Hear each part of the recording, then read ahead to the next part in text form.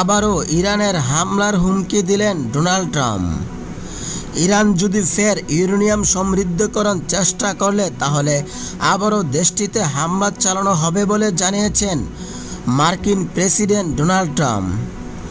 বুধবার নেদারল্যান্ডসের হেগু পশ্চিমা সামরিক জোট নেটো সম্মেলনে গিয়ে সাংবাদিকদের প্রশ্নের জবাবে ইরানকে এই হুঁশিয়ারি দেন তিনি।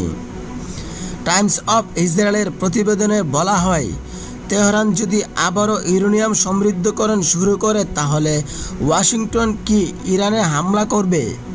এক সাংবাদিকের প্রশ্নের জবাবে ট্রাম্প বলেন, অবশ্যই।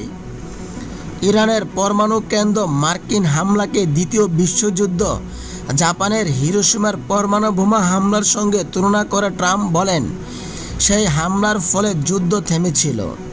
আমি হিরোশিমা নাগাসাকির উদাহরণ দিতে চাই না, তবে ঘটনা একই। এরই মাধ্যমে যুদ্ধ থেমেছিল।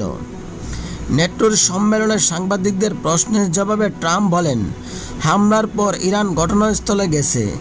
তারা বলেছে স্থাপনাগুলো বিধ্বস্ত হয়ে গেছে। আমরা কি করেছি সেটা দেখার পরে তারা স্থির হয়েছে। আমরা এটা না করলে তারা প্রচুর অস্ত্রতরী চালিয়ে যেত, তারা থামতো না। যুক্তরাষ্ট্রের হামলার পর ইরানের পারমাণবিক স্থাপনাগুলো যে অবস্থা হয়েছে তাতে সেগুলোতে পুনরায় কাজ করা কঠিন।